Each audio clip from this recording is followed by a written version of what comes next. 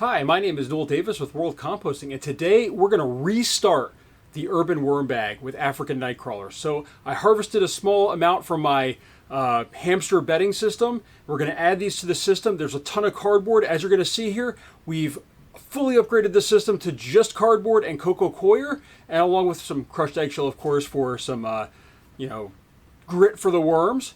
But then at the same time, all the cardboard has been soaked in lactic acid bacteria.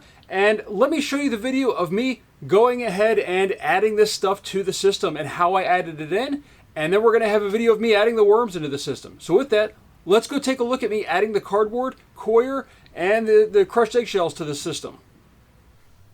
All right, so with everything going on, here is our first video, or part of the video, to make this urban worm bag ready. So I did clean it out a little bit. I got a lot of the stuff out of there. There's still some stuff left in, but that's okay. But the first thing we're going to do here is we are going to add, I know that was really loud, but this is a pizza box here. And we're just going to add that to the bottom as sort of a barrier, so that way things don't fall right down into that hole when we start adding stuff. Now, the other thing I'm going to do here is on the side here that has the largest gap, which I think is over here, I'm just going to add a plastic bag. The idea is I just don't want stuff to fall down in there and immediately get harvested. And then we're going to add one more thing on top of this before we keep going, and that is a shirt. Now I missed some of the stitching here. Give me a second here. I am removing all the stitching from this shirt, just so you can see here. So I removed anything that's elastic. I don't know if this piece right here is okay or not. I don't think that's elastic. It looks like it's just cotton stitching. Sorry, right here. So I removed all the bottom section and stuff like that, but we're going to leave that stitching there. We'll see how that does. We're just going to put that over top as another barrier here, just to try to keep this kind of contained until we get this fully going here. So now with that, we're going to put in our base layer here. Now, for the base layer, I'm adding different materials to the system this time, but for the base, I'm going to be adding cocoa coir right here. So hopefully you guys can see that. But we're going to go ahead and dump all of this in right on top here. This is a huge amount. It's already been pre-wet. As you can see, there's still some dry sections in here. It never gets all the way wet unless you really saturate it. But we're going to go ahead and dump that in the bottom. Try to get all this stuff out of here.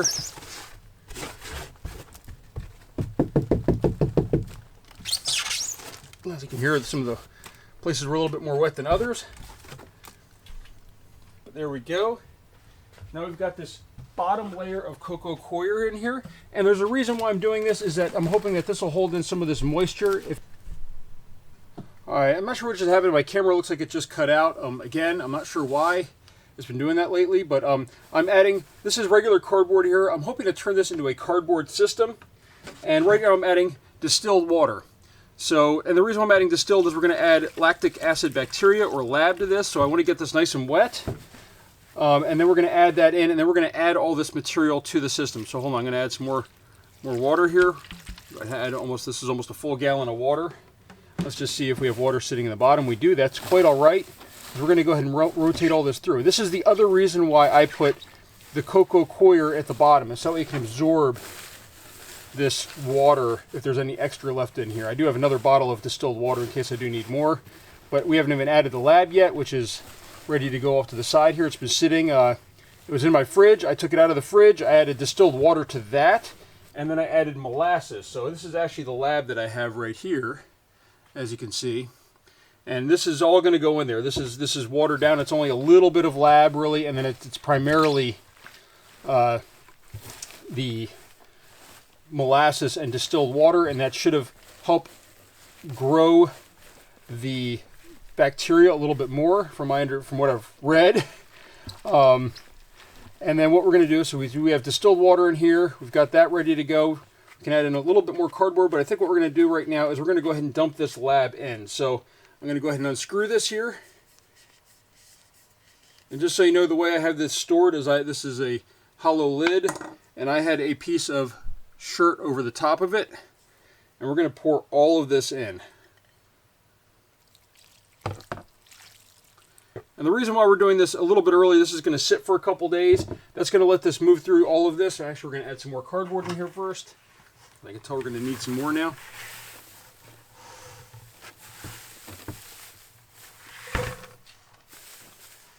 doing this first because I really want this to sit and build up with this bacteria. So when you add the African Nightcrawlers, they're just going nuts over, or the African Nightcrawlers are going to go nuts, I'm hoping, over this bacteria that's in here. It's also going to help get the microbial content in here and just get it ready to go. Maybe could have picked a slightly larger container, but this is what I had available that I could use pretty quickly. So you can see in the corner there's still some water in there. I'm not too worried about that, as I said. That's why we put that cocoa coir in the bottom. We added that extra pizza box to add sort of another layer that can also absorb some water. Just to make sure that there's plenty of places for the water to go and not go out the bottom of the system, which I've had happen before. That is not fun either. I try to prevent that. And this system is going to be primarily cardboard run. It's not going to be the best quality castings, maybe because of that. But the African Nightcrawlers, from everything I've seen, seem to really like this material.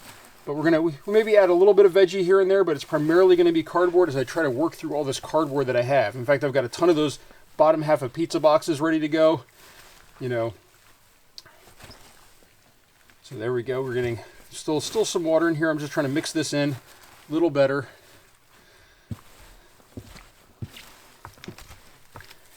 All right, I think that's good. I think everything's a little bit wet.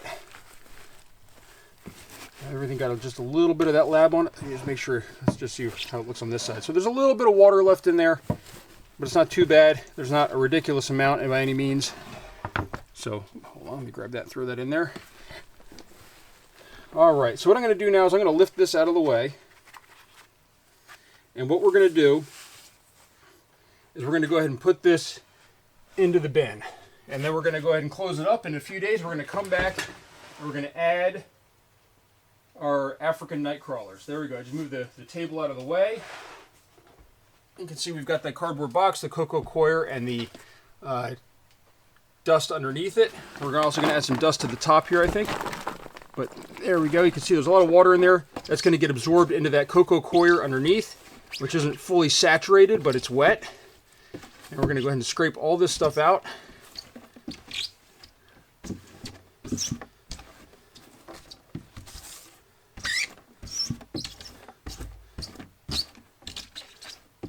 I have to say, I'm kind of excited about this. This doesn't look like a whole lot, but we are also going to be adding, when we add the worms, this should be enough for them to get started on. And as they go through it, we of course can add more.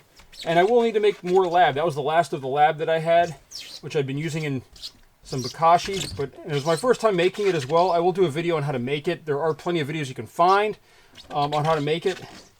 I think Bear Mountain Farms is the video I kind of followed for making it, with rice and washing rice and everything to get the bacteria you need, and then with milk. So there we go. We're going to spread this out a little bit over here, get it kind of all over the place.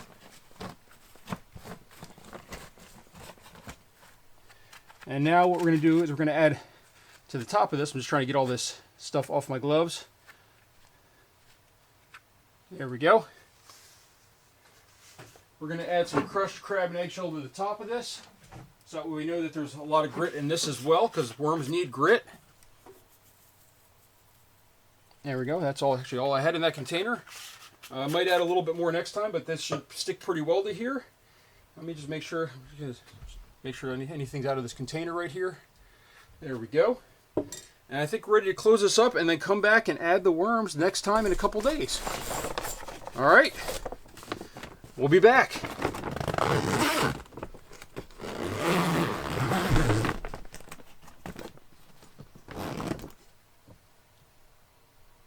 All right, so we're back. It's been 2 days since we added the lab mix into this system here, and let's go ahead and open it up and take a look and see how this looks in here.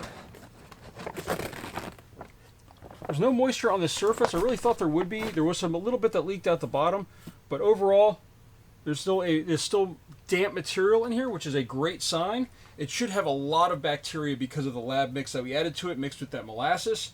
And we've got the worms right here that we just harvested from our hamster tote. But what I want to do is I want to kind of wash off all the stuff that's on here. I know that normally I would add castings and things, but I really want to make sure I'm not getting any fruit flies or fungus gnat eggs in here.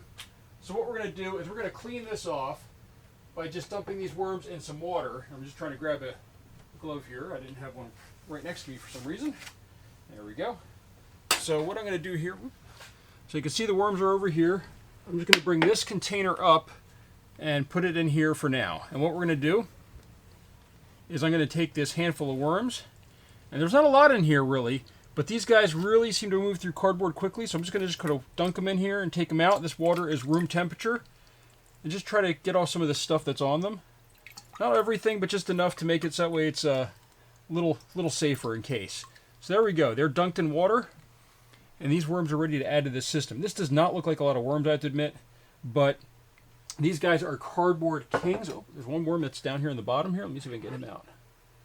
Or actually, there's a couple in here. I'm going to grab those worms here and put them in the system. I'm not going to let them drown in here. They are moving around. This is why I use also gloves like this that are waterproof. I can just dump my entire hand in here without saturating it. So, but what I'm hoping here really is to turn this into, and I think I mentioned it before, is into a cardboard system that's able to just burn through cardboard very quickly. I'm having some trouble grabbing these guys. There we go. There's one. And they should be very well hydrated after this little dunk that they're getting. But, yeah, this is going to be my cardboard system. I have a lot of cardboard in my basement that I need to get rid of. There we go. There's the other one. Those two have quite a bit of moisture that they've been sitting in. I'm just trying to see if I missed any others in here. I really don't want to drown any worms. I think I got one more in here. There we go. So this is going to give them hopefully a chance to really go through this system here and really multiply. Now, this system is going to be composed primarily of cardboard, and we're just going to go ahead and let those worms kind of wiggle around and get dig in here. But this material is pretty wet right now. We're going to be adding more and more cardboard to this and more cardboard boxes, but because of the fact that the system is not showing as much moisture as I sort of expected at this point, I think I might add, as a beneficial thing here, one box on top.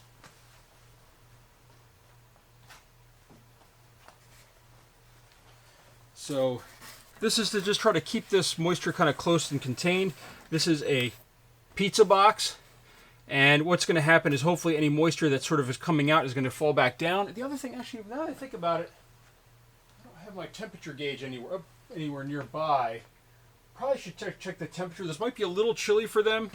You know, this is not a heated environment like I usually use for these worms, but I'm hoping that this will make it where, with the fact it's warming up outside, that they'll be able to get along and kind of work in here and dig through this material. So we're going to let them sit and I'll come back maybe in a week and make sure that they're all dug in and that they're all healthy and happy, and then we'll go from there. We might have to add some more worms. I don't know. I didn't want to take too many out of the hamster system since they didn't look great, and I haven't checked my other two hamster, or my other two A&C bins, I should say, to see how they're doing with repopulating after harvesting them. So that's a start for this system right here, and we're going to come back, as I said, in about a week and take a look, maybe a little less, maybe a little bit more, but we're going to see how this works out. I'm really hoping that they can sort of take over this entire system, and when we come back, they'll be gone from underneath this box. This box will be moist, and then they're going to be just roaming through this system. So that's it for this. Thank you for joining me on this adventure of starting this system. If you have any questions, please let me know. And if you have any suggestions, please let me know as well. And thank you for watching.